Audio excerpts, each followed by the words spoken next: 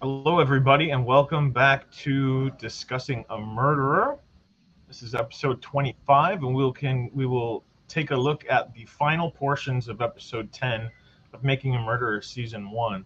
Today with me is the panel. As usual, we'll go from the top to the bottom and say hello, Big Jeff, and welcome to the last episode of Making a Murderer Season 1. Yeah, I can't believe that we've managed to condense 10 one-hour episodes into 25 hour-and-a-half to 2-hour episodes. It really is kind of a challenge to physics itself how we did that. But we've reached the end, and blood will boil and tears will flow. So let's get on with it. Thanks, Big Jeff. And Jack, how are you doing today? Doing very well. Thanks for everybody that's came to watch and just helping to fill in for Dr. Silkman. Certainly can't fill in his knowledge, from a scientific level, but hopefully I've helped to contribute a little bit here and there. Case knowledge and great conversation, great debates. Brought up a lot of really good points. Just I listened in before, and now I'm here on the panel, so it's been good. Let's do it. Let's try to get this one done. Thanks a lot, Jack. Appreciate that, and we appreciate you coming in. And I don't know if we've said this out in the chat world before, but we've invited you to come back as a permanent guest even when Silkman returns. So again, thank you, Jack, for the time that you've put in and helped us. And Kelly, how are you doing today? Good morning, everyone. I'm very well. What a journey. We're at the end of MAM 1.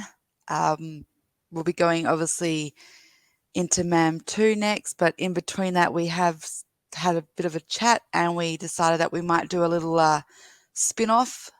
And, we've got some things in the pipeline for that. So we'll see how that comes together, and let's end it today. Absolutely, Kelly, and stay tuned, you guys, for we have something special in store coming up, and stay tuned for that. And maybe in the premiere, we'll be able to tell you more about that. But as I love to say, without any further ado, Judge Willis, he wasn't on my side at all.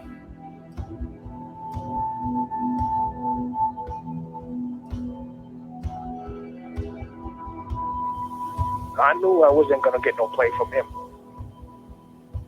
He thought I was guilty anyway. And I'm just waiting for the next step,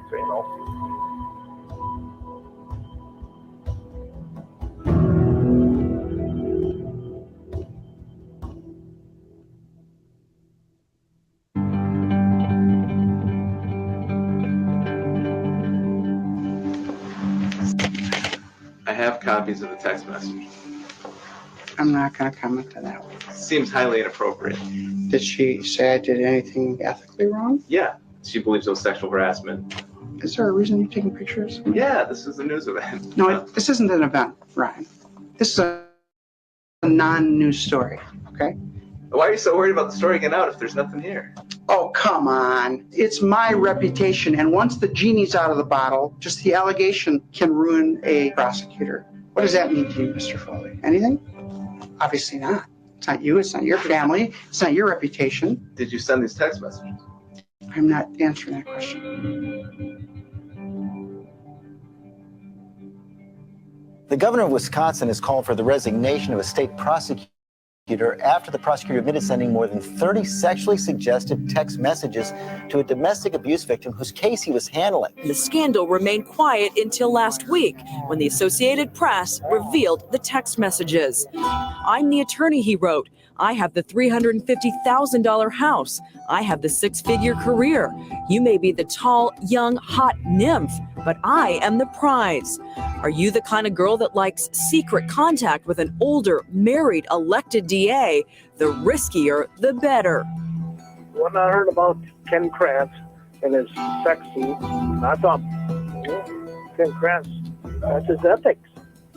I intend to continue to serve as the Calumet County District Attorney. Stephanie Van Grohl reported the harassment to the police, who turned the case over to the Wisconsin Department of Justice. They chose to take very little action against him. New details tonight about a text messaging scandal. Now we are learning that Kratz took steps to try to keep that case from going public. Couldn't have happened to a nicer guy. Whoa. So now we see that maybe Stephen Avery wasn't the most dangerous person in that room after all. Right? What? I think somebody who's going to abuse their power like that. I mean, I'm not sure whether they're going to get to this point in this summary or not, but we know now that he actually texted to a domestic abuse victim that he would, go after the abuser even harder if he got what he was after. I'm not sure I'm conveying my point properly, trying to keep it PG. But can you imagine that? A woman is appealing for domestic abuse, and he's kind of basically saying, I'd like to have my way with you, if you don't do that, then I might not prosecute. Right? Can you imagine that? He's supposed to be protecting the people of the state of Wisconsin, and the only thing he's thinking about is from the belt down. Unbelievable. He's re-victimizing these women that have been victimized, probably some of them pretty severely anyway. But we can't. I just don't think we can drive past this. I mean, we can, but because we've talked about it many times. But we're here now again. And I think it would be wrong of us not to visit a little bit about the actions that this guy took, and thinking about the time frame that he took it in. So we have this, after trial. Let's just start after trial. Brendan and Stephen, 2007. I think Brendan was sentenced in August 2007, and then we drive on down the road, and they're knowing in their minds, I'm sure, the state there's going to be appeals, and there were, with both Stephen and Brendan. And I'm thinking specifically about Brendan's appeals right now, and the conversations that Kratz had with Kevin Potter at the DOJ. And I think there was another one. I can't think of the fellow's name without going and looking at the actual emails. But the arrogance of this son of a bitch, pardon my language, went beyond PG. Sorry about that, Jeff. But the arrogance of this guy arguing with these people, he's basically saying that this Ryan Foley interview we just watched, he's basically saying that they leaked it. Or they leaked these documents and to the Associated Press, and this is all. I mean, everybody can go read this information on Convoluted Brian or Convoluted. You can read all this stuff, and he's trying to blame the DOJ for his problems, just like he tries to shift this stuff all over the place. It's unbelievable to me. Unbelievable. Wasn't there a total of 15 women? Wasn't that the final totality of how many women claimed that he had sexed them and made inappropriate advances? Yeah, there were 15 women that made some type of allegation, and some, were relatively minor in comparison to the worst ones. But yes, 15. And obviously, we have that alleged date invite where he asked someone to go on wasn't it the morgue? I totally forgot about that. He asked for them to go on a date to the morgue with him. It's true. It is. Yeah, it's true. Yeah. Like I was saying behind our private chat here while we were watching this, I said Mr. Foley was Making a Murderer 1's underrated hero, because when you get to this stage, he exposed Ken Kratz. He made Ken remove his mask, and for a narcissist like Ken, that would have been huge for him. to be exposed like this, and he had lost all control. A narcissist loves their control, and this Foley guy is just going to him, I'm rolling with this and you can't stop it. And Ken has to just literally watch it all unfold, and there's nothing he can do. I think it's brilliant. It is. But, it's hard to say how the AP or even Foley himself personally, we don't know exactly who sent the records request in to the DOJ. We don't have that information. But if it was Foley or on behalf of the Associated Press, hey, bravo. It's hard to say how they heard about it, but I've suspected that one of these women contacted somebody in the press, said, look, we filed reports, they've got them, and some of them are over a year old, and they didn't do anything about it at all. That's exactly the point, Jack, right? Because by saying that the DOJ leaked them, I mean, that's, or maybe it was the Department of, maybe it was DCI, I'm not sure who it would have been. I would have expected to be a state level body. Kratz fully expected them to hear about it and bury it, right? And he's pissed off that they quote unquote leaked it. We should be pissed off that the state of Wisconsin didn't do anything about it until it made national news, right? This shows you the level of corruption that's going on in the state of Wisconsin. You can do whatever the frig that you want. It's just unbelievable. Oh, his friend Van Hollen, J.B. Van Hollen, buried it. He's the one that shelved it because those police reports, they made it to, because he's a prosecutor, they made it to their way through the AG's office and eventually to him. And there was some investigation, but it got shelved. And then, if it's not in the public eye, nobody's going to complain, right? And I think that's exactly kind of how it happened. One of these victims contacted a reporter and said, hey, look, you need to investigate this guy. They've got the report somewhere. Just look around, and they found them. I'm going to read this to you about his case in the OLR. That's a whole nother gambit that I really have a problem with. I haven't really investigated other states to see if they handle their lawyers the same way, but in Wisconsin, they have the Office of Lawyer Review, which is the OLR. When a lawyer gets in trouble, breaks the law, or does something that goes against their oaths that they have to take, then a complaint may get filed. The OLR handles it, which is what happened with Kratz. Eventually, these various charges, whatever, Kratz pled no contest to 6 counts involving 3 victims, but he fought really aggressively to avoid paying. He had to pay a pretty large fine. It's large to me. It's $23,900. Yet he ended up having to pay a fine.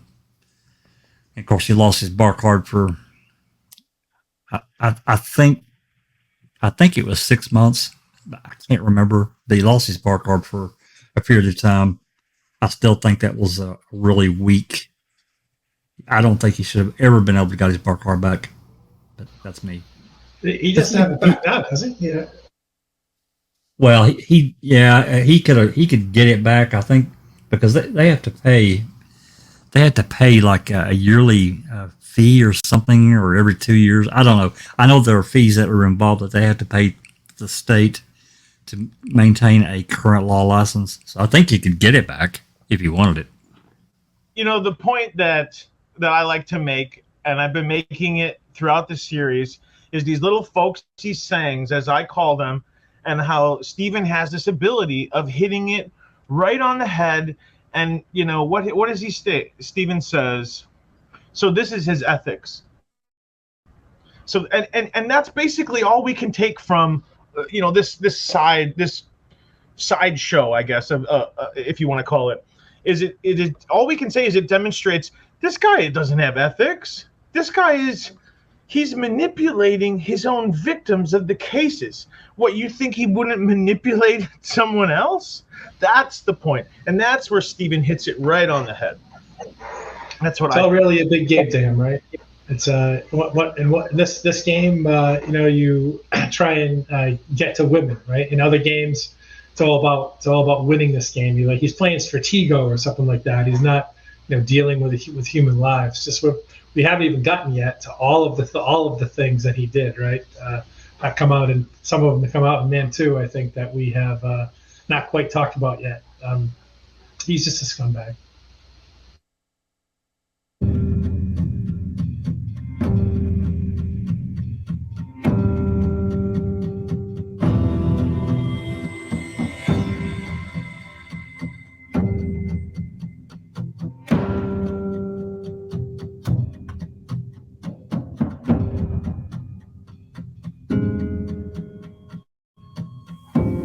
I guess the Justice Department knew about a year before they put it out.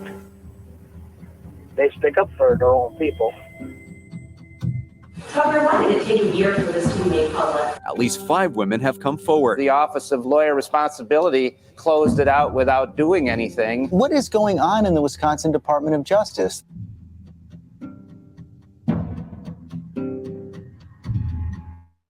I had gone from being one of the most respected DAs in the state to vilified and hated and altogether forgotten.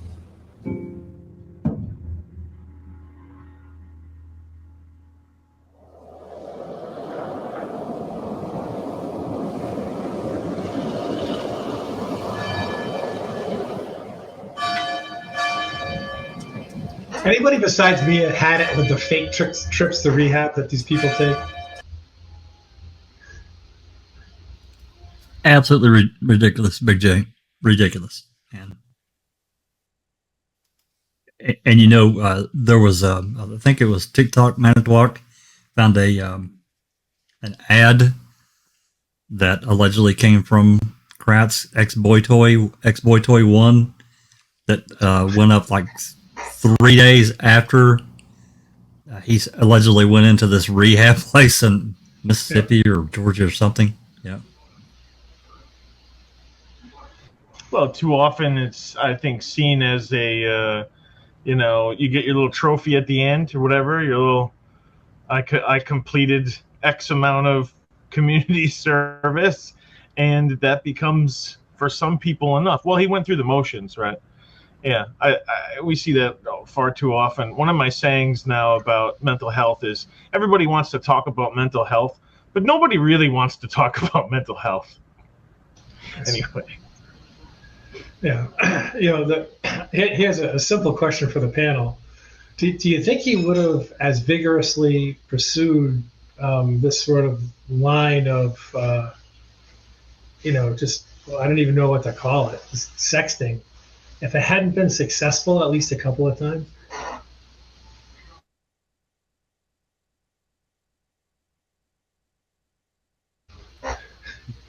Clarify that. I'm not following exactly what you're saying. Well, I mean, you know, I think if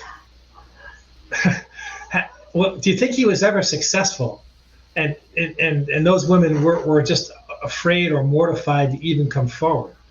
I don't think you pursue something like that again. Maybe unless you're Len Yao Kaczynski, that's something that he's pursuing just sort of fruitlessly. I see it as predator behavior, and I think that he did it to the people that he thought he could get away with it. Like, if you know what I mean, like the people who maybe come from a background that don't have money for an attorney, that don't have the status in the community, that if you accuse the district attorney of these things, who are you? No one's going to believe you.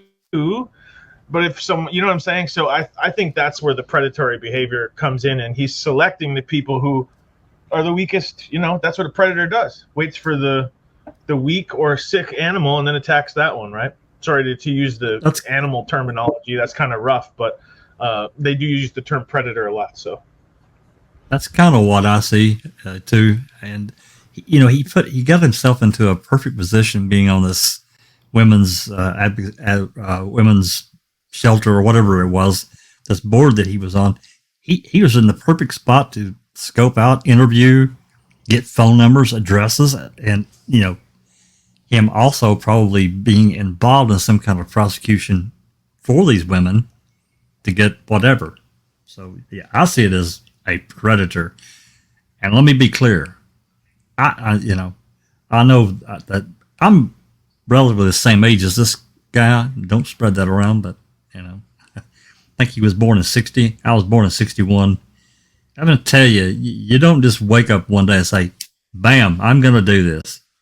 This guy's wiring has been bad. In my opinion, I'm not a doctor, not a psychiatrist, but to me, his wiring has been bad for a long time.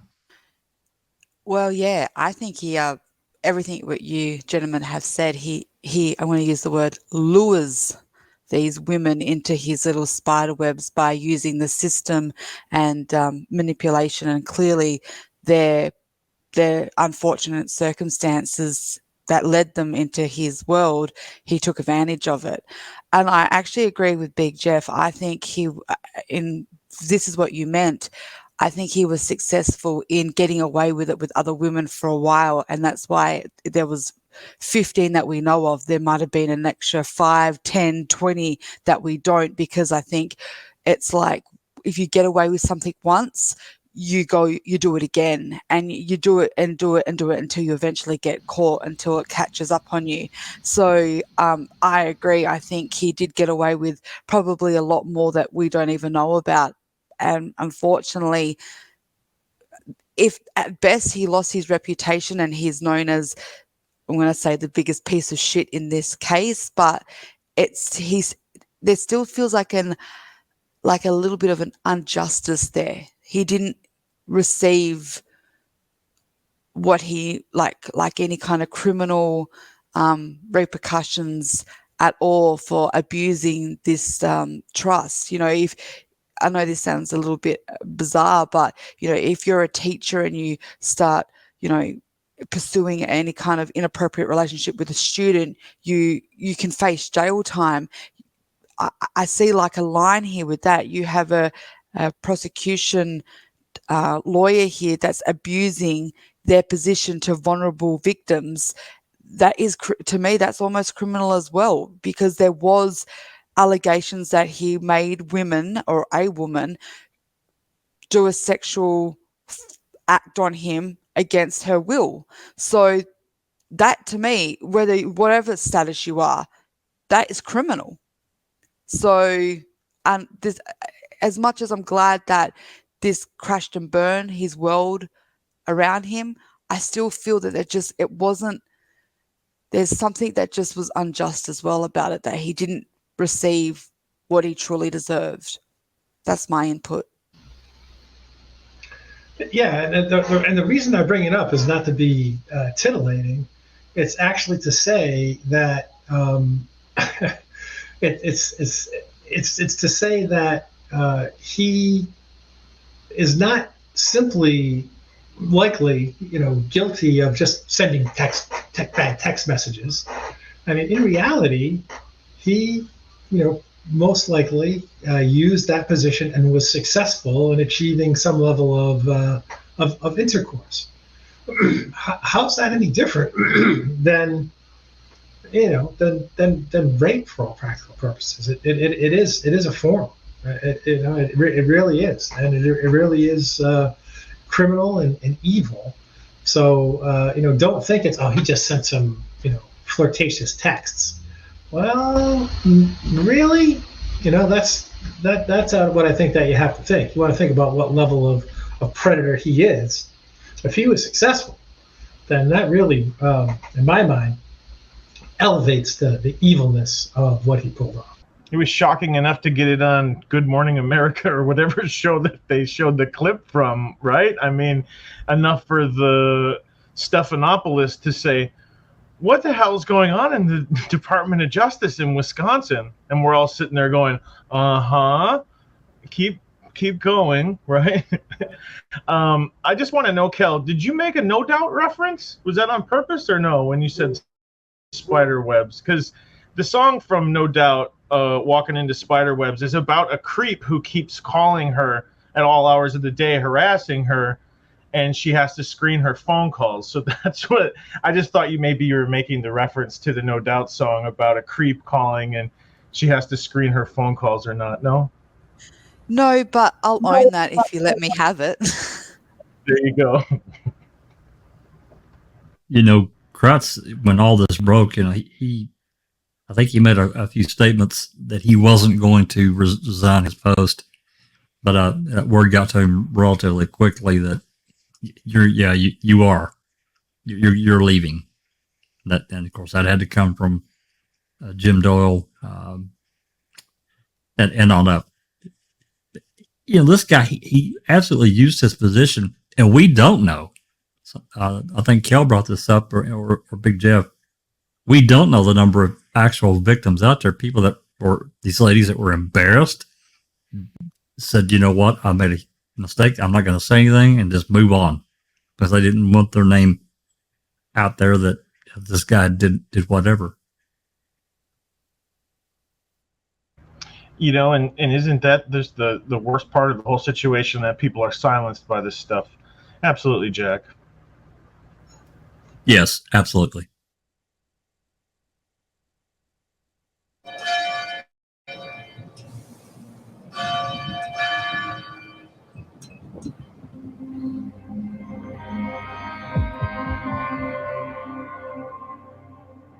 There's a huge disconnect there. I mean, the judge did remove Kaczynski because he had allowed Brendan to talk to the police without him being there. But if he did that, he should also have suppressed the statement that was used to impeach Brendan, to recognize on the one hand that a lawyer is ineffective, and then allow the fruits of that ineffectiveness to be used to the admission of another confession. I mean, it's a problem. It's a serious problem.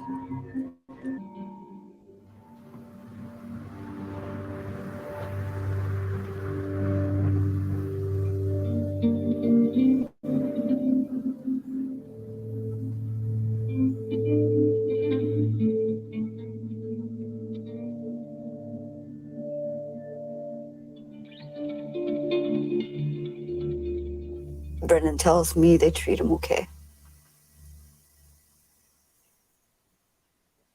I mean, he plays games with the other inmates. And he does his schooling. He's trying for his high school diploma. I seen him yesterday. It was nice. We played 61 games of Uno.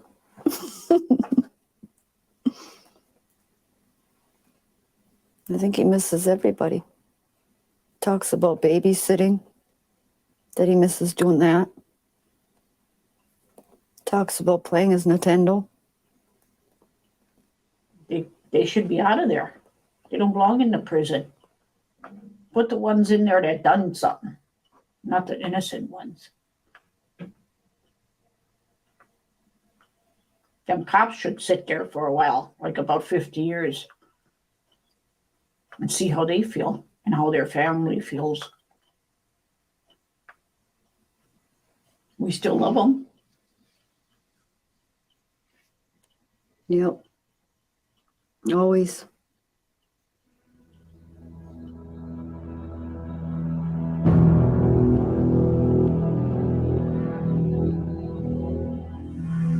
I always feel like they kicked me in the gut again.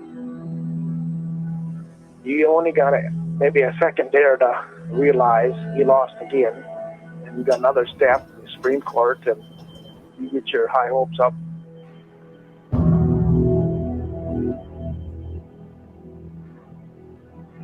They should have did something. They should hear it, because the case don't make no sense. You always get let down by the court system.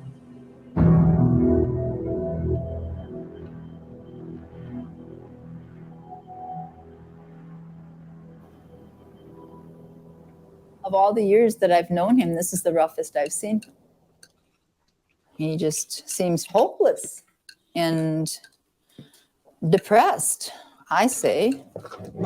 I don't think he can cope anymore. Baskerville is a prison for violent criminals, and Stephen has never been violent in prison. So the least they could do is move him. Getting out of where he is. I think that's what he wants right now. And of course, eventually out the door.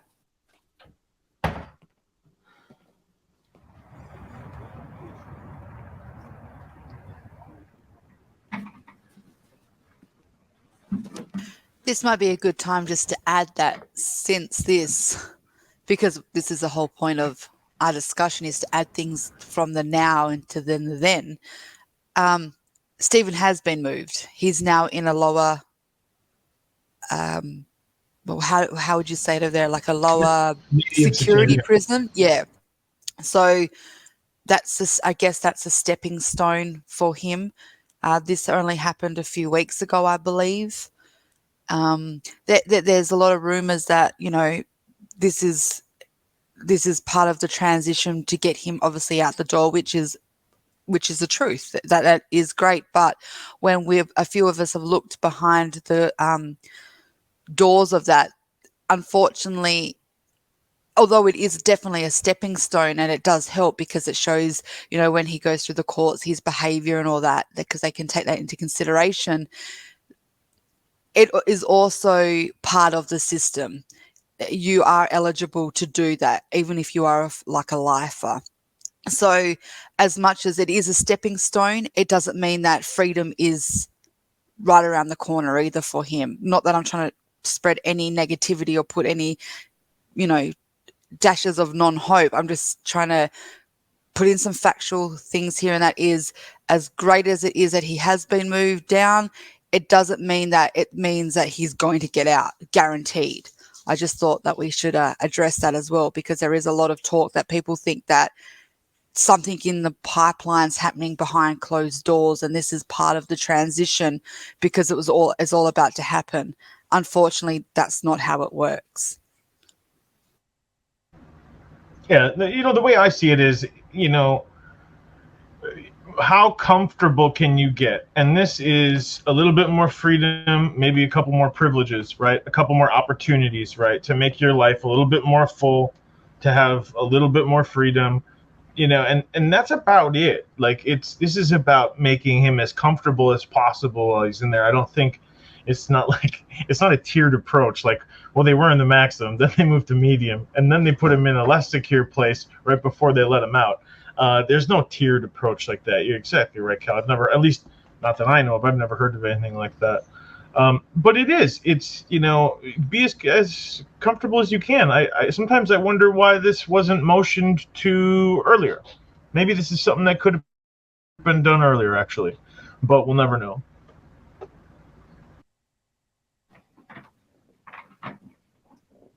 Is there anybody sitting at this table that thinks that regardless of what procedural chances he still has, he has any substantive chances? Certainly, if we could do a test today that was scientifically acceptable and valid, that actually proved there was EDTA in those bloodstains, that would be newly discovered evidence. Right. That might be the ticket to a new trial. We talked a lot about EDTA blood, Cal. Does that what he said make sense? And can you break that down?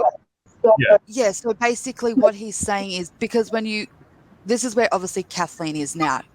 To get a new trial or an evidentiary hearing, you need new evidence, because like we all know, and Dr. Silkman says it all the time, and it drives us all nuts, what happened in the trial is now facts.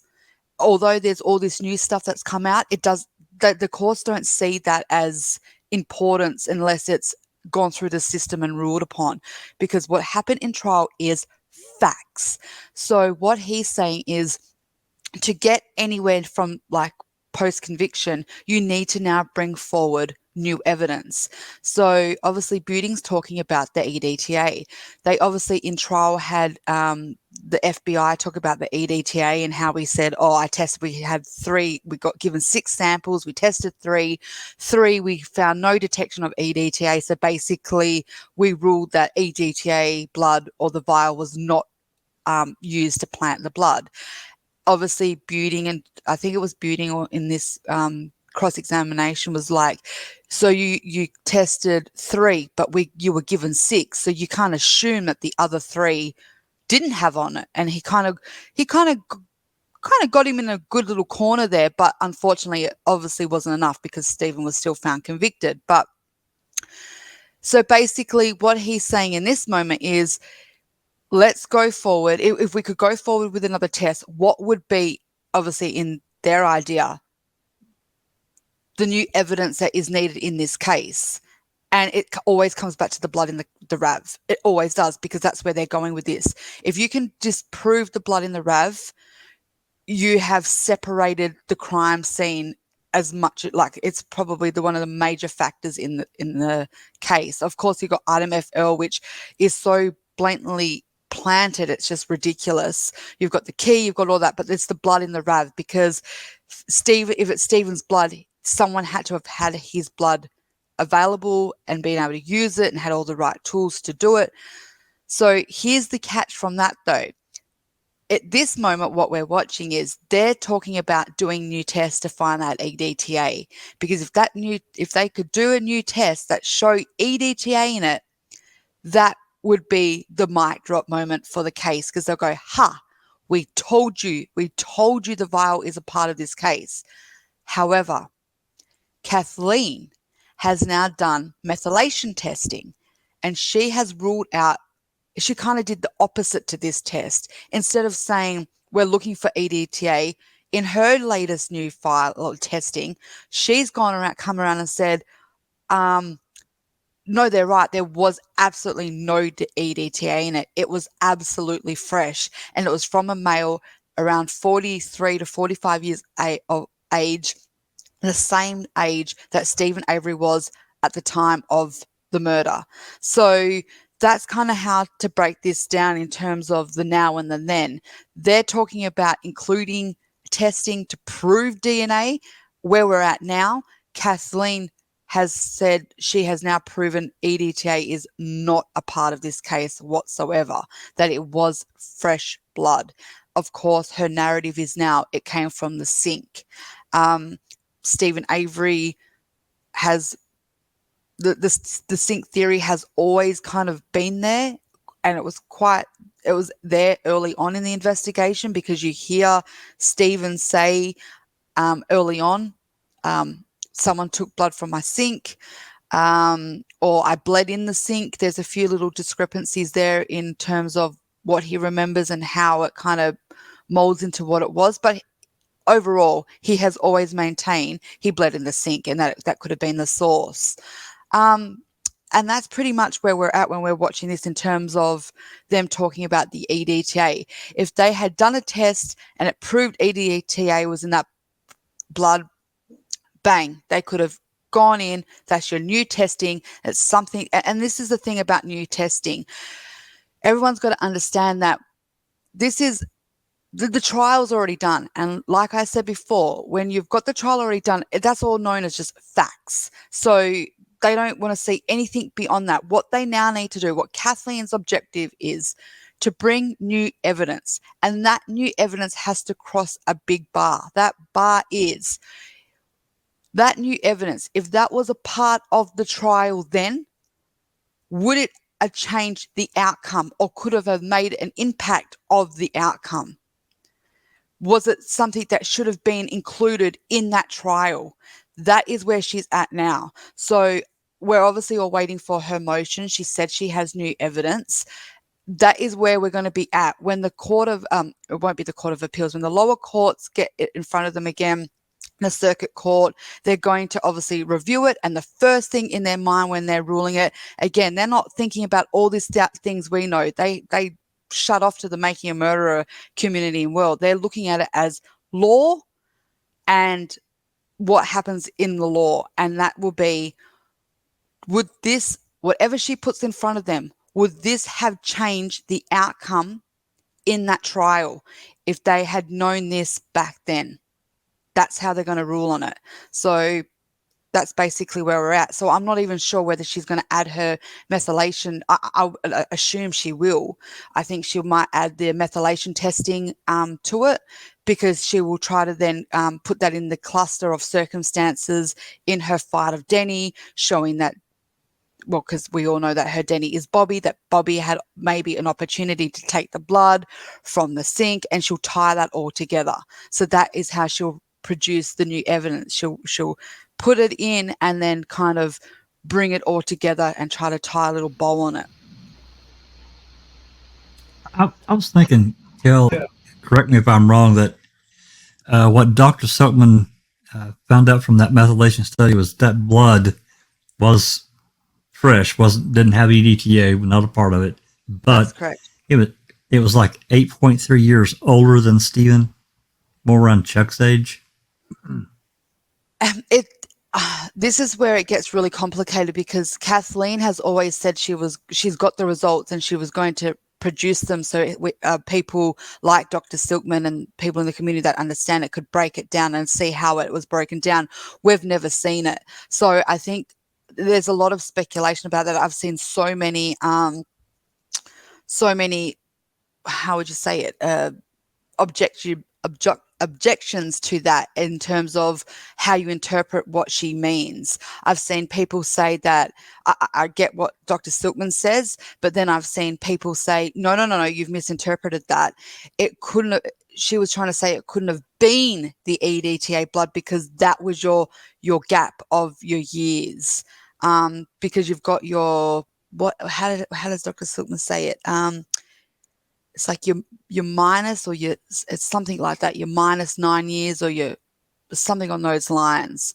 Yeah, I've never quite understood it, but from how I've gathered her information that she's put out in the methylation testing is that she concluded that it was Stephen Avery's age at that time. And I think when you read what she has produced, I believe there's like a 2-year window gap, front and back, so you can have minus 2 years or plus 2 years, so you can fall in between. Like I could be 35, which I wish I was, but I'm 37, but there's the 2-year gap. Like I can be in front of that 2 years, or I could be showing that I'm 33 if I was 35. So you've got those, but the EDTA blood would have been a minus of like nine odd years. So that's why she's saying it could not have been the EDTA vial blood, because that fell out even bigger than your standard rule of 2. This is where we need Dr. Silkman. No doubt. He did that video, about the methylation study because there was a journal that he had been looking for that's out there, and he finally we were able to run it down, and but he did that video, and of course it's way above my head. I don't quite understand it, but the speaking just briefly about what you talked about in Kathleen's high bar. It is a high bar, because not only does she have to do what you said, it can't be something that was known, because it's going to be procedurally barred, right? I hate that. Exactly. Absolutely. Procedurally barred is a big one as well. She has to, exactly that. She has to be really, really careful that she doesn't try to drag something that she's procedurally barred back into it sneakingly, because they will just look at that and then go, you know what? No. And they will go, no, just based on that little detail that she's trying to incorporate into it. So right. They've really, they've tied her hands behind her back. But in fairness to her, if anyone is able to wiggle out of, that tie, it's Kathleen Zellner. She knows what she's doing. And I think we all agree that if anyone's going to wiggle out of them, it's going to be her.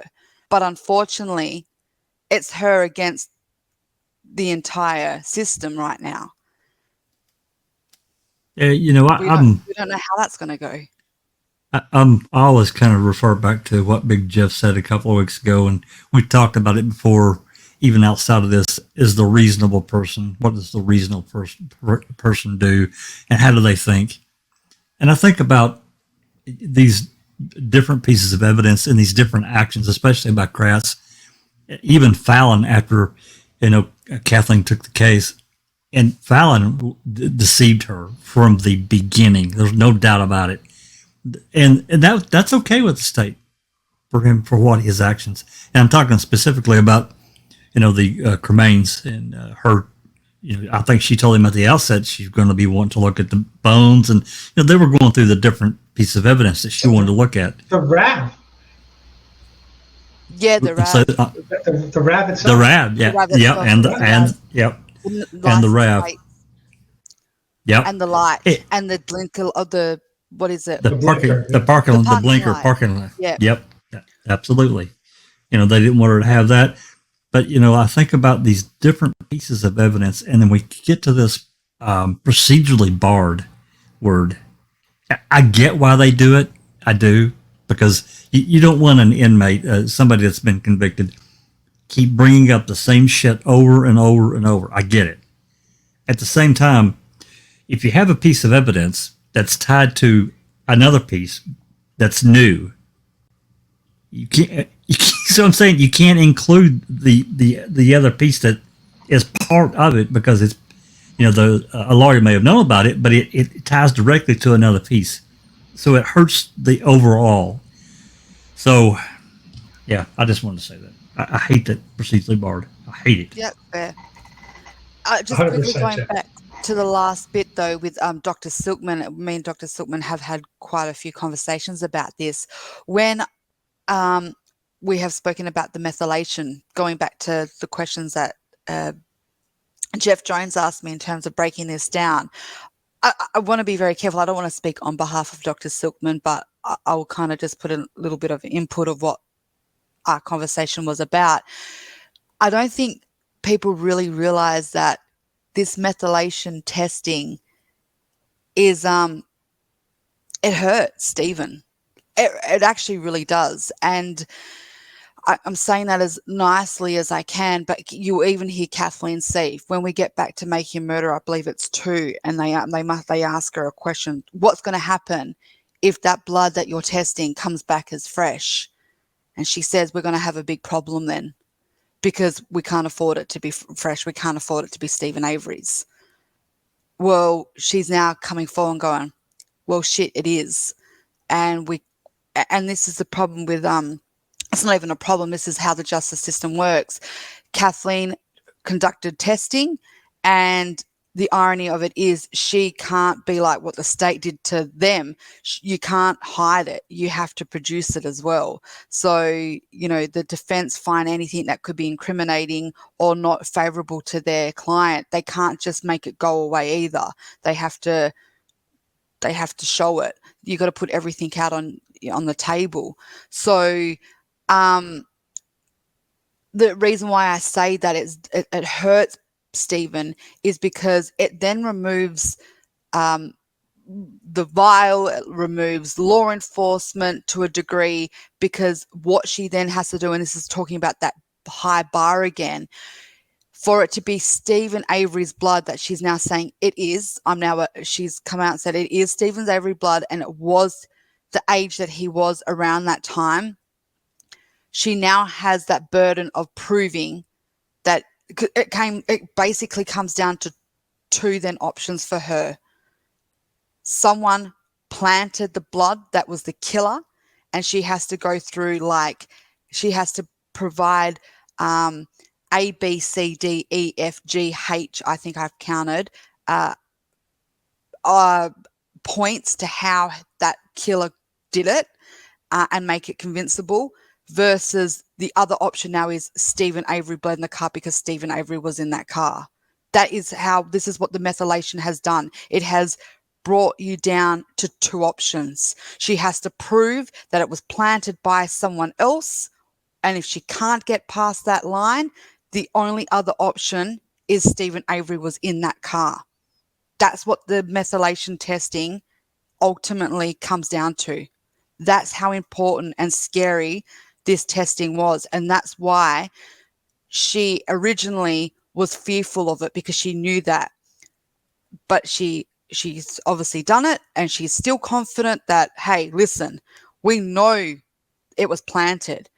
Again, then she's going to have to show, if she gets an evidentiary hearing or she gets her foot in the door, she'll then have to break down and make it convince a judge how that happened in all those points. And I like when I did all my blood experiments, I actually did that. I broke down all those A to H points that I would have, as a killer or the planter, would have had to have done to get to A to H. to be able to be successful in taking that blood.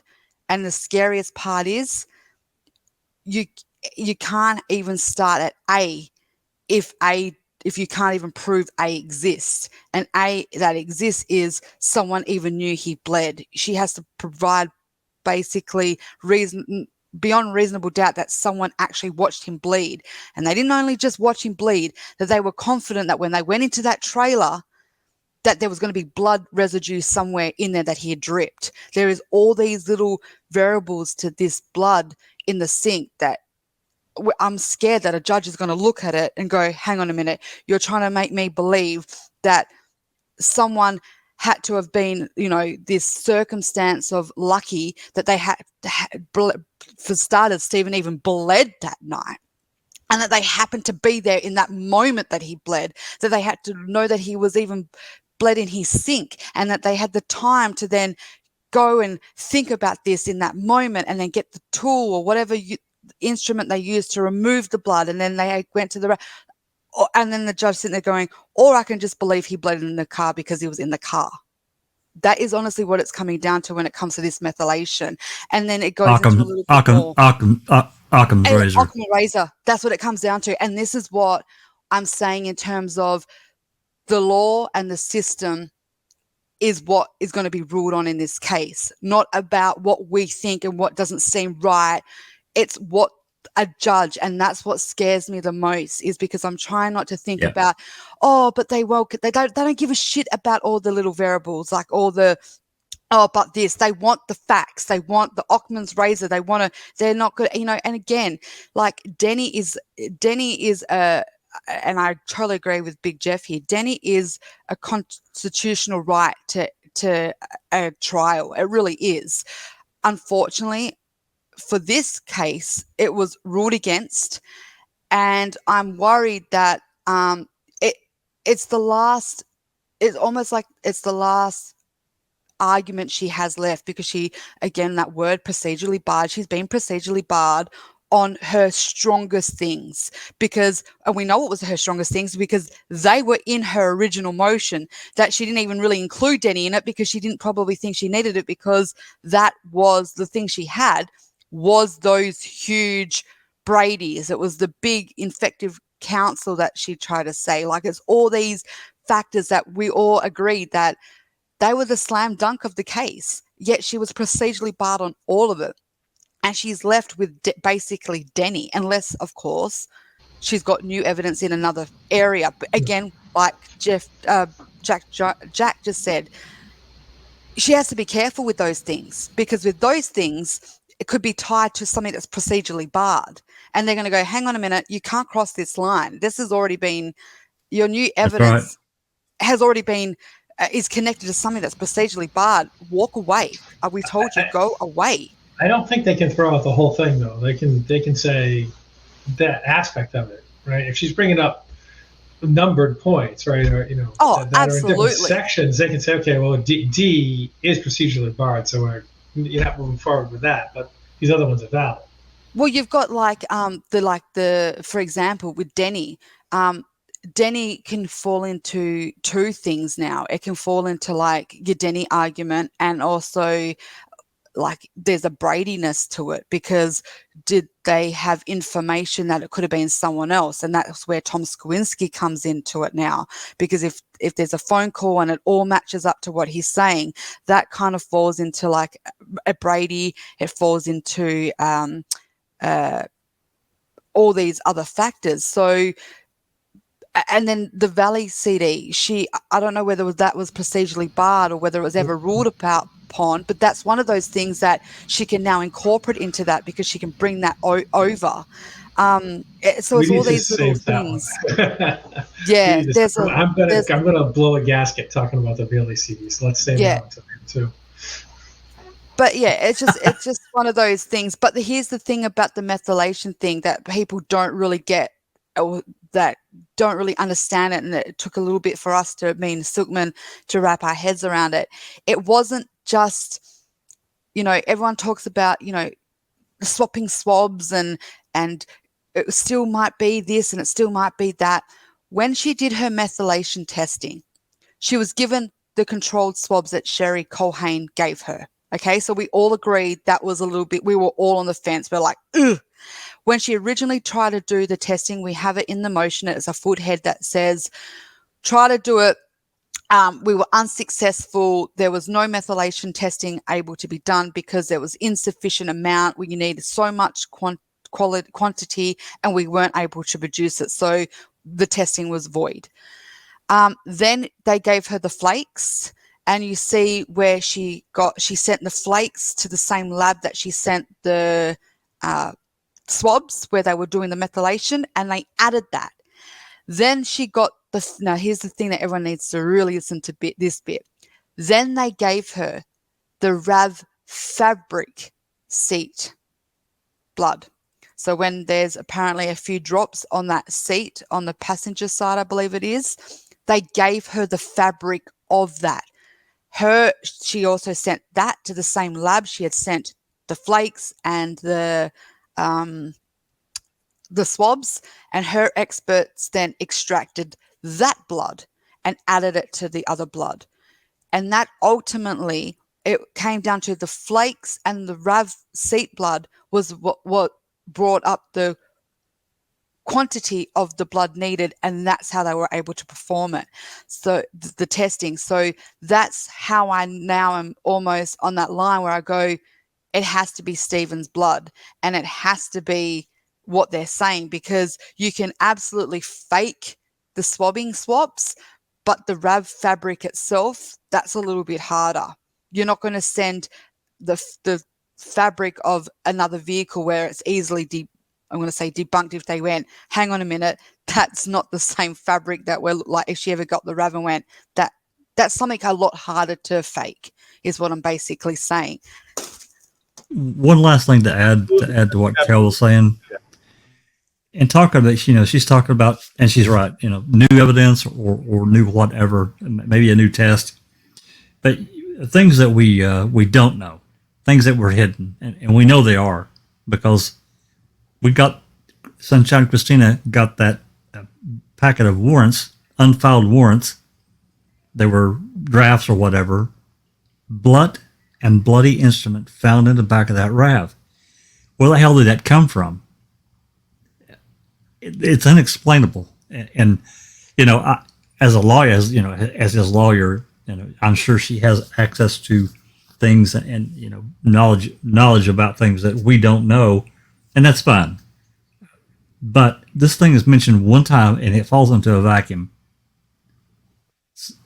But for me, because it is a search warrant affidavit, this is not doodling on a sheet of paper. So to me, this is a real problem. For me, it is personally. Could it ever be used in connection with anything? Maybe, because for number one, we just found it out a few months ago. And, I'm just wondering to myself, is this something that's going to be part of this upcoming motion she's going to file? I don't know. In many ways, I hope it is, and it leads somewhere. It may not. Just throwing it out there, because it is new. We didn't know about it at all. Yeah. Can I just ask quickly? I know I've definitely skimmed through it, but I just want to clarify it. When you said they said found, is that what this draft affidavit says, that they found it, or is it they were looking for it? How was the actual wording? Found. Because what it was, Fassbender had a conversation with Steve Harrington. He was the DCI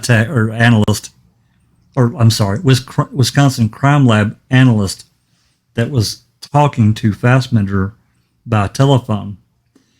And we know this because Fassbender wrote a report. And in that report, he pretty much listed everything that's in the search warrant with the exception of that blunt and bloody instrument. So that tells me, this is me just being a reasonable person. This tells me that Harrington imparted this information to Fassbender and Uyghur during that November 6th phone call. To me, there's just no way around it. So yeah, I found the actual, I'll get you the link and you can read it. It's going to be number 11 in this unfiled search warrant. Parallels with Steve's first case. Right. What ultimately freed him was newly discovered evidence where the technology advanced to the stage where you could test the DNA. And in this case, we're looking for technology to do the same kind of thing, to show that the evidence at the original trial really did not mean what the state was arguing it meant and what the jury believed that it meant. Or some other newly discovered evidence. Other people who know something. It may be somebody on the jury. It may be somebody who knows something that happened with the jurors. I've still got my suspicions about whether something improper occurred during the deliberations. I got to tell you, I mean, if I'm going to be perfectly candid, there's a big part of me that really hopes Stephen Avery's guilty of this crime, because the thought of him being innocent of this crime and sitting in prison again for something he didn't do, and now for the rest of his life without a prayer of parole. I can't take that. Dean has copped a lot of slack for this comment throughout the years. I think it comes down to interpretation and how people are viewing it when they're watching it. I personally don't think he meant anything negative by it. He's not saying he believes he's guilty. If you listen to him, he's saying, I kind of hope he is, in the fact, and I get it, because there's nothing worse than feeling like you let a man down that's innocent. And for him to sleep well at night, it'd be easier if they try to do their job, but ultimately justice prevailed in a sense, versus he failed not only this man, but something that he lives for and breathes for. The justice system failed all over again, not once, but twice. And it's almost like he's ashamed. You hear him like ashamed of what he represents in terms of the law, and what he does is foreshadowed for all that's wrong. And so I don't see Dean in any way, shape or form saying this statement as a negative thing towards Stephen. I think he's just saying how he feels out loud, because he honestly probably feels he let Stephen down. And to make the whole really, really terrible, there's other words I want to use, but we did say we'll keep it PG, circumstances of this case, it'd be just so much easier if Stephen was guilty, and that it would mean that the system didn't fail him, and they didn't fail him. I just think that's what we should address with that one. I think you're exactly right, because he's thinking, my God, we know he's not guilty, but in fact, the system has, if we think about the system failing this badly, God, he's got to be guilty. That's what he's thinking. And I think that's exactly what he was trying to impart. Not that he thought that Stephen's guilty, but my God, is there such a failure of this magnitude? God, we hope he's guilty if he's going to be sitting in there for the rest of his life. The only thing that I would push back on you guys a little bit is, when did we say this was PG? Well, we really need Silkman back. They had a demonstrably untrue confession from a seriously compromised kid.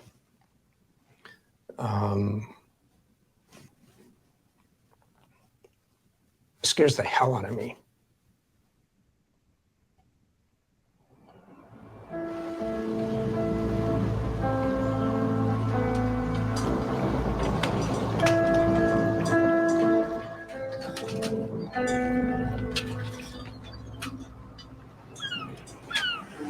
I don't know what the other jurors are feeling, but I know what I feel, and it is hard. It is difficult for me.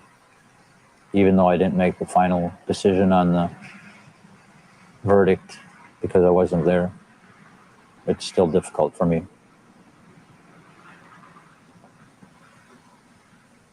I constantly think about the trial. I feel bad that, I feel terrible that, Teresa was gone and life was taken. But I also, on the other end, feel bad because Stephen Brendan's life was taken from them, basically. People tell me to just forget about it, it's over with. But in my mind, it's not over with because, I don't know, I think that deep in my heart, with all the evidence and all the things I know, that whoever did this to Teresa is still out there.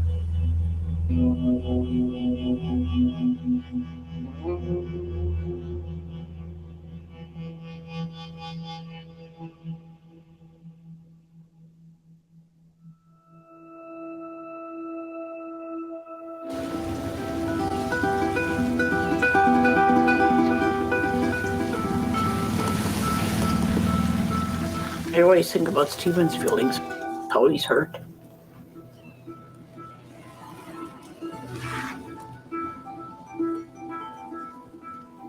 I'm out in the open. It's a little easier to go through that than when you're in a cage. That's all he's got to think about.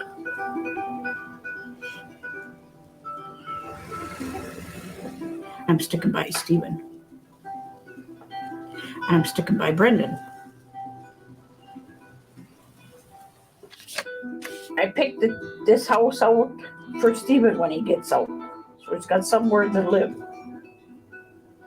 Looks like a pretty nice house. It's got fruit trees in there.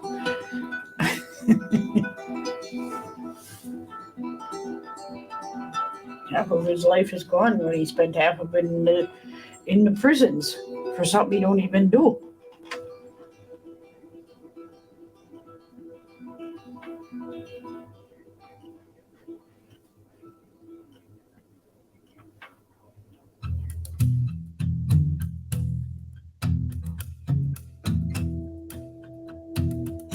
I asked for all the files.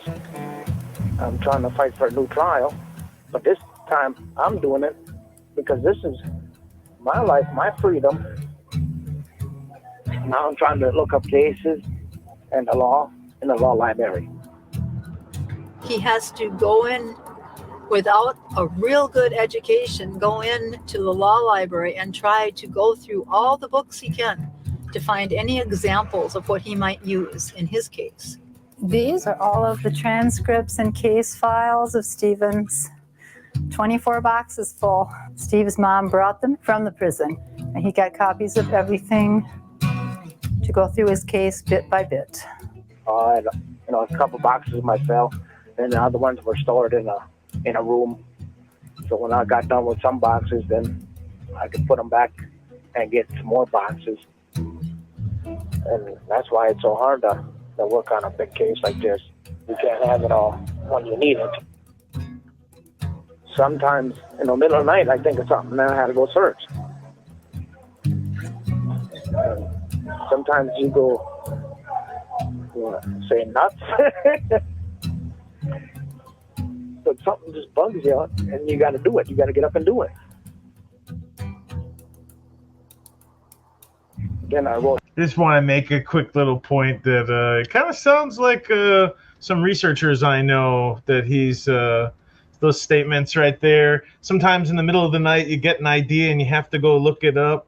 Sometimes, and so I just thought that a little shout out to all the researchers out there who have worked tirelessly on this case. And I just think as the last episode of this series in this season to make a point about that. And I think there's really no better time than the one that I just noticed, because I felt that way before, that I gotta go look that up right now. I had an idea, and I think that the researchers out there can all relate to that point that Stephen is making, and it really does grab onto me and show me that he wasn't just doing this going through the motions. Maybe he was feeling successful about it, and I don't know. I thought it would be an impossible task for him, yet he seems to be right in the grips of it. Well, I'd like to add to those researchers, especially some of those ones who I met when I first started to get into this case on various forums, particularly Discord. That was just started up. It makes a difference. The work that everybody's doing, even if you only do a little bit, you never know what you might say that might completely inspire somebody else, or get somebody else to pick it up and do a little bit more and collaborate. It makes a difference. So keep on doing it. Yep. And I'll add my 2 cents worth. And I agree with what both you guys just said. I want to make a short comment about Avery. He's talking about his pro se motion. And I don't know how many people have read it. Yeah, he made some grammar errors and some other punctuation and so forth. But I got to tell you, considering his level of lack of education, I will say, he did a damn good job. I'm going to tell you, because it's not easy to write, because, number one, it's doing the research that he did put into it, but it has to be in the right format, because that's how the court, they have rules about how it has to be presented when you send it in. Otherwise, they're like, no, thank you. So I think that they cut him a little slack, but his pro se motion had a number of interesting things in it, and one of the big ones was, I'm not going to get off on it, was the surveillance that Big Jeff, you and I have talked at length about. There's no doubt that they were watching every single thing that he did and listening to every phone call, every one of them, no doubt. So anyway, I just wanted to give him a, I don't know Stephen Avery, I've never talked to him, but for what he did at the time, man, I got to tell you, that's no easy task at all. Well, the Innocent Project. If the Innocent Project would help me again, I wrote them a few times. But they won't take my case. Or that blood, if I can prove that it came from the courthouse, I won't get a good lab to do it.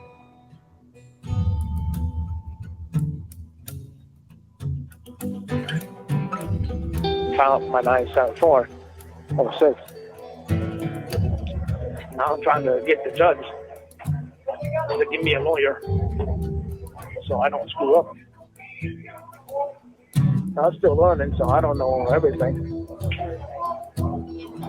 I got to give him a lot of credit for what he's doing and hope and pray that it works out. You might as well figure I'm doing it all.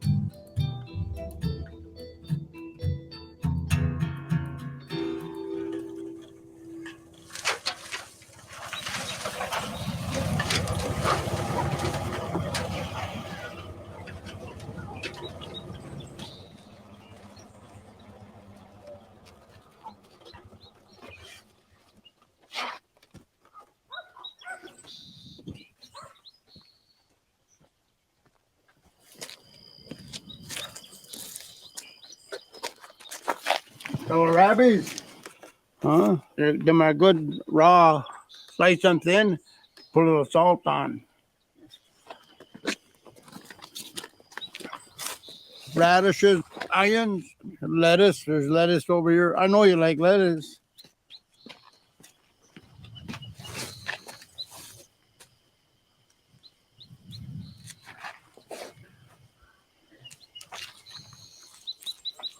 Bugs and all.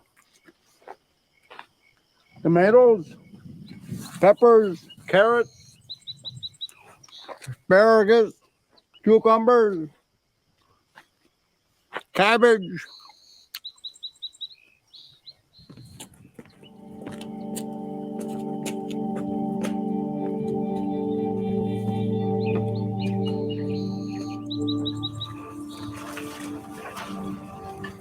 My dream right now is get out, buy me a lot of land, and live up in the woods.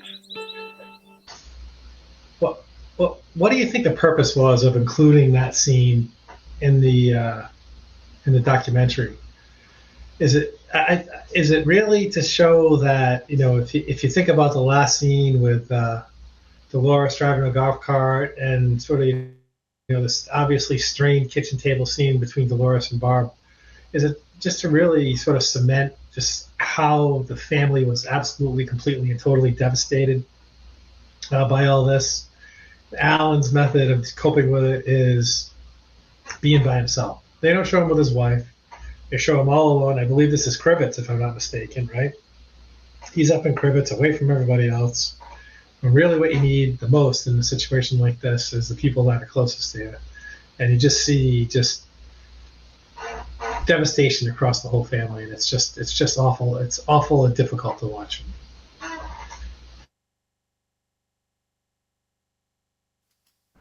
Yeah, I would agree with you, Big J. I think that's exactly what they were trying to do, and not knowing Alan, maybe for him, he just had to get out and away from everyone, to deal with it.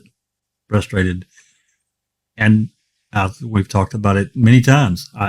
Part of the goal of the state and law enforcement was to create problems and divide the family, and even outsiders like Jody,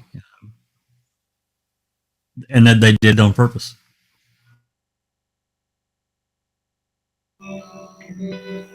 Do my garden and have my animals.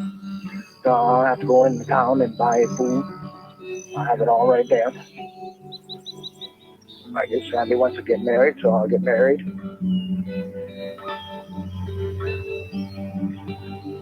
And I'll have my wife and then my mom, my dad. So I'm going to take care of them. I really don't need nothing else.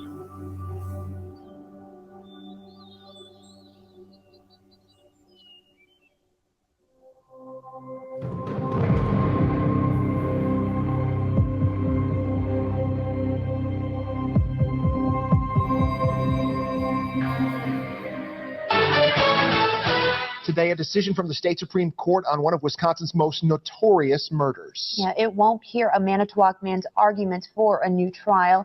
Brendan Dassey was sentenced to life in prison for the 2005 slaying of Teresa Halbach.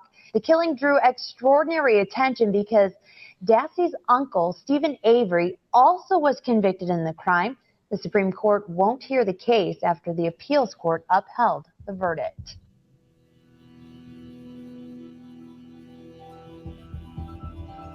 It's the function of post-conviction courts and appellate courts to make sure that the system works the way it's supposed to. That where failures start to happen, that they do something about it. I've always believed it would be very difficult for Brendan to get relief in the Wisconsin state court system. This case was just too much of a heater. So we recently filed a federal habeas petition to try to get his conviction vacated. Everybody has a right under the U.S. Constitution to a loyal attorney. Everybody has a right under the U.S. Constitution to not have a coerced confession used against you. Because these are rights under the federal Constitution, we are asking for federal review of these claims.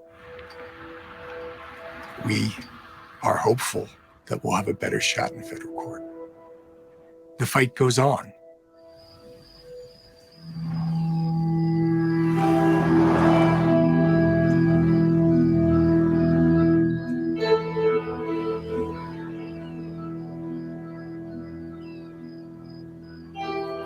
Dear people in the world, my name is Brendan Dassey. I am writing to let you know that I am innocent of the rape and murder of Teresa Halbach. I was interrogated by the police when I was 16 years old. The investigators kept telling me over and over they knew I was involved. They also told me if I just said I was involved, they would help me and that I wouldn't get in trouble. I trusted them. I told them a lot of things that weren't true that day. I thought I would go back to school afterwards, but they arrested me. I haven't been free since that day. I've missed out on high school, graduation, and the chance to get a girlfriend or a job. My brothers have gotten married and had children. I wish I could have a family someday too. I am innocent of the rape and murder of Teresa Halbach. Please help me if you can. Sincerely, Brendan Dassey.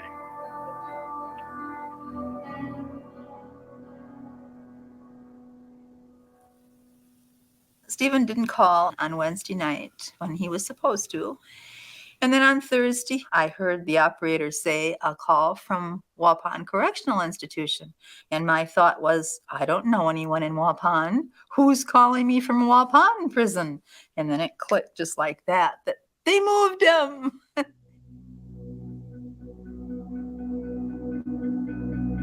He wanted us to wait, his mother and father and myself, wait a couple weeks before we came and visited because he wanted to get acclimated a little bit to the institution and know what the schedule was and stuff like that. And so we have waited, and now it's time. This will be the first contact visit that I have ever had with him. Ever since I've known him, 7 years, I have never been able to touch him, hug him, hold his hand. It's just exciting to know that his parents will be able to hug their son. To the fact that he's actually at the table and can talk with us instead of behind glass. Dry mouth. I think I'm nervous. A little bit anxious. This feelings.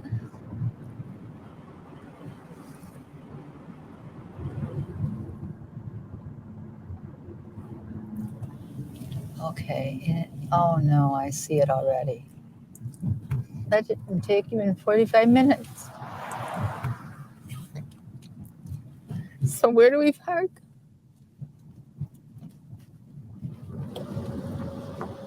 What a goddamn place. This is terrible. Okay, turn this way and turn around. I can't turn on you, can I? No. We did it before. Well, I gotta do it again. Okay, now you can park there.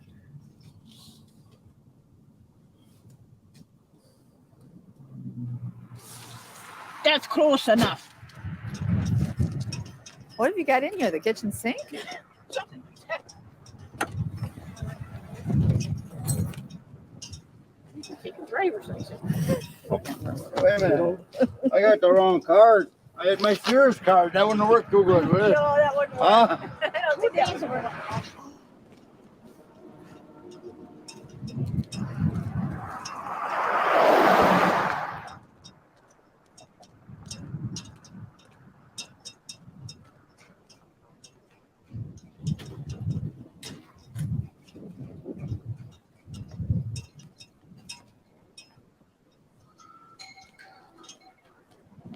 When we left, no, I just hung on to him. And it was so good just to be able to do that. We asked him about a job here. You know, this is a working prison. His response was, I've got too many things to do. He's got to spend all his time in the law library and working on his case. He just can't let it go until something big happens, something is done.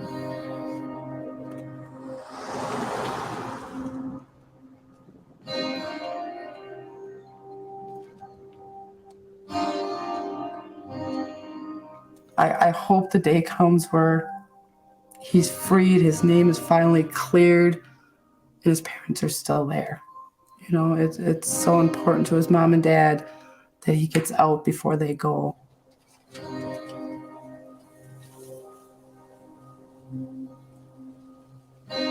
Until it happens to you or to your son or daughter or someone else that you love, it's easy to ignore all of the problems in the system. But I can guarantee you that once it happens to somebody you love or to yourself, it'll be very clear.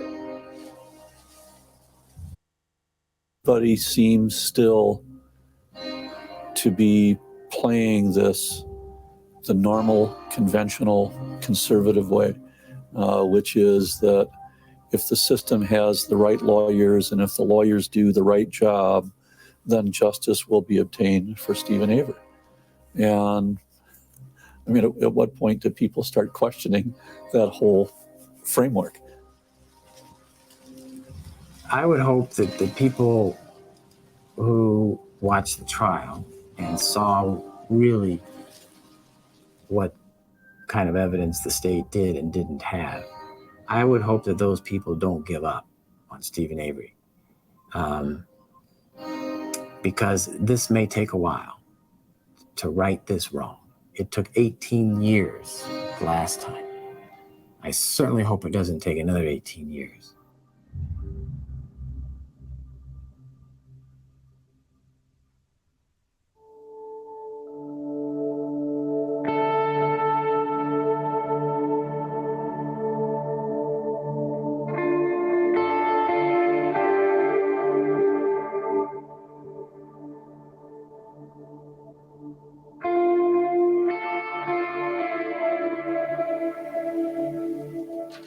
They think I'll stop working on it and it'll be forgotten. That's what they think. But I want the truth. I want my life. They keep on taking it.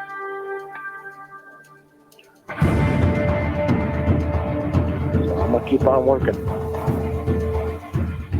Even if it's wrong. I ain't gonna give up. When you know you're innocent, you will keep on going. The truth always comes out sooner or later.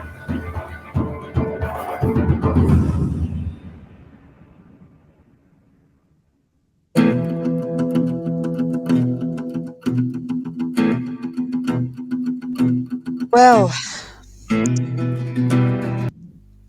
I got goosebumps at that last bit. Hearing Steven kind of just summarize everything there and how the fight, just keep fighting, and hearing Buting say it took 18 years, I really hope it doesn't take another 18. We're at 17 right now. From what we just watched to right now, in the now, we're at 17 years. We're 1 year off the 1985 all over again. We're at that point where I don't think it's just closing remarks for this episode. It's for the whole season, specifically about this episode, all encompassing. If you have extra thoughts, add them in.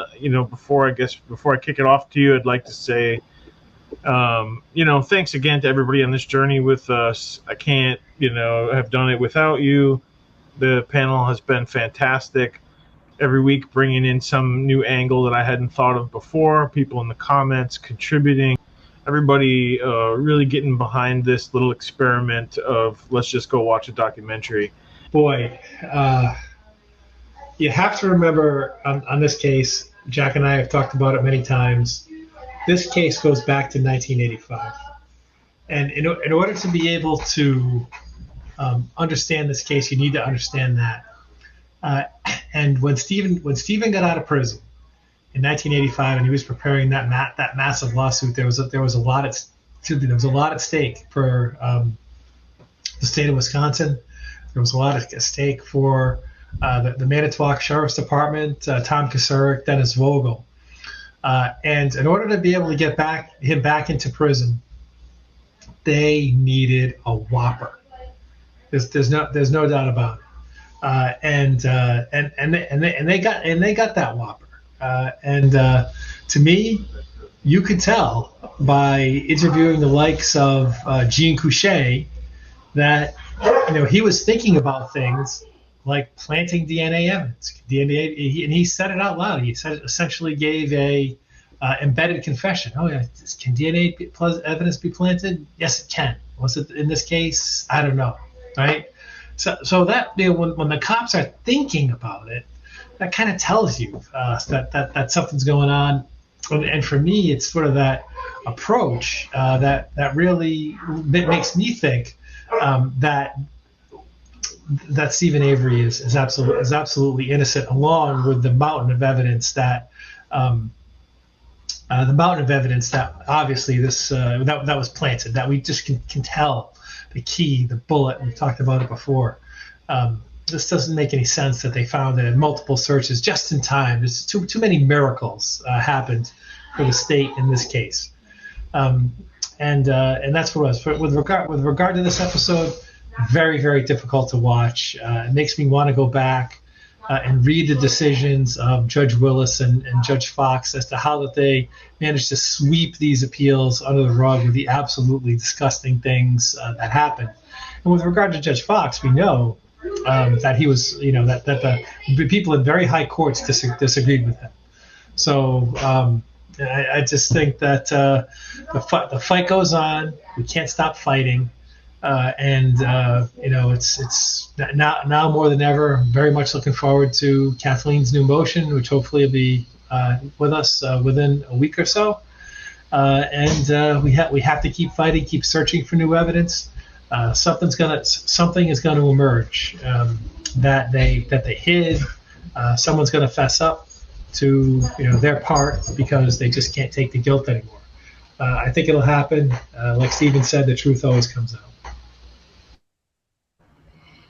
Thank you, Big Jeff. Really appreciate those comments. And I just want to take this opportunity to just give a shout out to Dr. Silkman as a big special thank you for his contribution to season 1 and all of the work that he's put in and helped us understand a lot of different angles. And so, Dr. Silkman, if you're listening, thank you again. And we will see you as soon as you're ready in MAM 2. We can't wait for the swear words. I'm just kidding. And okay. And one more thing, Big Jeff. On to the next. So Jack, if you wouldn't give us your wrap-up comments now and tell us what you think about, what you've been a part of. You've said you watched the whole season, so you're familiar with what we've done throughout, and then as a guest, and then today's episode. So take it away, Jack. I thinking about this review has brought back a lot of memories of when I first watched Making a Murderer, and how it was really a personal thing, and I think it was for a lot of people, and that was, I think, part of the intent of the filmmakers. It was to grab you by the scruff and say, look, some of the really underhanded shit that goes on in the criminal justice system that people, they kind of knew about it. They kind of talked about it a little bit at the water cooler, but this one is like bam, right? It's like a right hook and a left uppercut right across everybody's face, and it drug you into it, and it polarized millions of people, one side or the other, and drug us down this journey of how a lot of this took place. It was shocking, to be blunt, and in many ways, we've been jaded, I think, because of how these things keep getting put. Because this was a real catalyst. There have been things before, but this was like a rocker. And so since Making a Murderer, there's been so much stuff that's come forward within our system. And, I bring that up specifically because of Making a Murderer, and I think of what it's, this potential for needed change within the system. Maybe that was part of their intent too. I don't know that. I don't think they've necessarily said that. Well, they didn't say it in the series, but I think they've kind of talked about things like the filmmakers I'm talking about. But nonetheless, this journey of the researchers, the community, many of us got involved relatively quickly and decided to look into and say, look, we need to know beyond what's in the series and what these folks did, and many have, and they so many have done so much really good work along the way. Even the smallest contributors all the way up to those that have contributed a great deal. And it's become part of a lot of people's lives on a daily basis, because we're we're committed, to this process of seeing it through. I've always said I want to see everything on the table, everything, to be able to make a sound judgment. Because for me, it's personal, because this is the American justice system.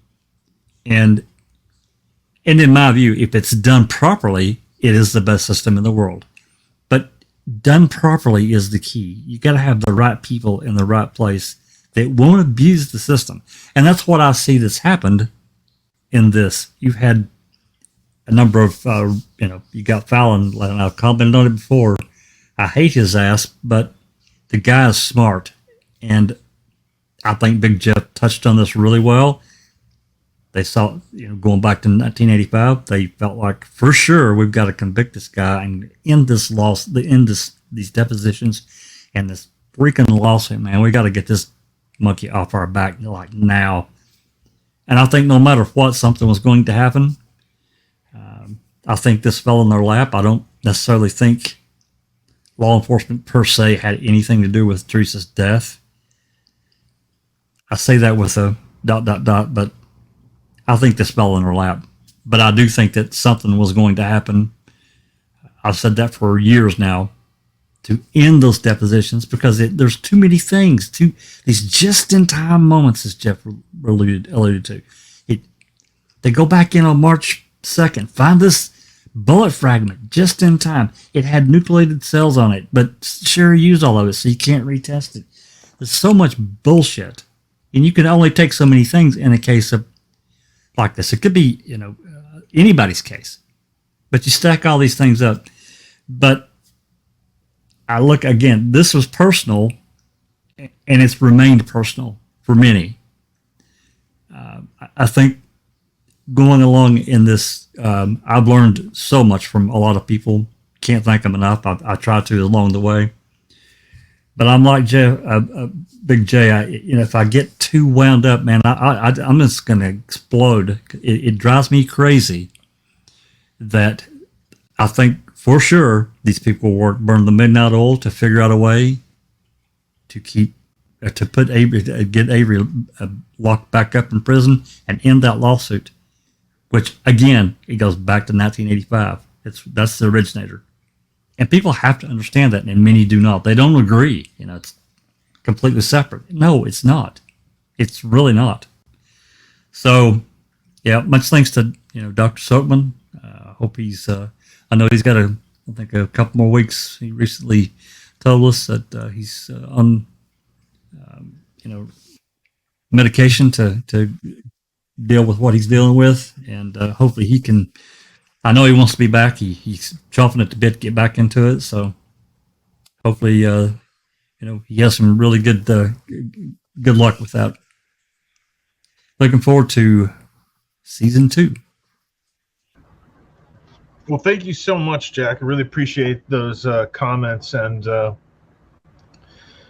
Kelly, if you wouldn't give us your wrap-up comments, you have the floor. So this has been one hell of a journey. So I just want to thank you, Jeff Jones, for hosting it and allowing us to kind of come together and put our minds together and have a platform to express and talk about this case. In terms of, I think I'll just start from the episode we just watched and then kind of just unravel from that a little bit. But hearing what Buting kind of said at the end there, where he said, I'm glad the people that got to watch the trial and that they don't stop fighting from it. They're the ones that really understood what happened. And I think we've echoed this quite a bit throughout this journey in this podcast, but it was more of that. I agree that I think as the new day and age, and I hate that I have to keep referring back to it, but it's been such a vital lesson to us from like the Johnny Depp case, that when you get to watch a court case unravel in real time, you are then watching it and making up your own mind. You're not being influenced by the mainstream media to relay what they want you to hear for their story. You're not only then getting the lawyers coming out and only presenting their strongest points of their day. So when he said that, I really felt that it is such a really crucial moment for this case, that when the people that watched it unfold, and, you know, you have jurors now coming out saying, hey, listen, something wasn't right. It just, it echoes the entire case, because you're not, you know, the guilters say to us, oh, you watch Making a Murder, a documentary, a movie. No, we didn't just watch a documentary. Yes, it was the foundation of our interest, but we've read transcripts. We have gone back to the original documentations. Like Jack Goy says, you know, all those incredible researchers that have FOIA'd so much new information. You know, we have Caroline Fitzgerald, an Australian, who found the bones were returned to the family, you know, and I know that that's, it was already in the community. A lot of people had already discovered it, just no one, Kathleen had just missed it and she brought it forward. But still, it's those researchers that keep fighting for Stephen that are helping. So hats off to everyone that's still a part of this community. And, you know, as much as the guilters drive me insane, you have to give them a little bit of credit, because they're still in it as well. And whether they're fighting, whatever reason they're there for fighting, they give us more and more reasons to keep going, because they sometimes say things that I kind of go, huh, although I don't see it the way they're saying it, but it gives me a new area to explore and to look into. And you need that. You need balance, diversity. You need that in the case. You need to keep your mind open. And I think guilters help, in a sense, to a degree of that. Not entirely, but they kind of give a little bit of a balance sometimes.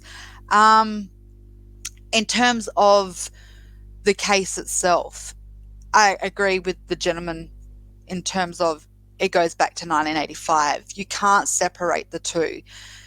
There was, and I agree with Jay Jacks, I don't think that law enforcement actually killed Teresa, but I think that there is something behind this case that they influenced. Kelly, again, thank you for those wrap-up comments. And I just want to say again, thank you to everybody on the panel. Again, you know, Big J, Jack, Kelly, and Dr. Silkman. You guys have brought a wealth of knowledge that made this podcast possible that I would not be able to do.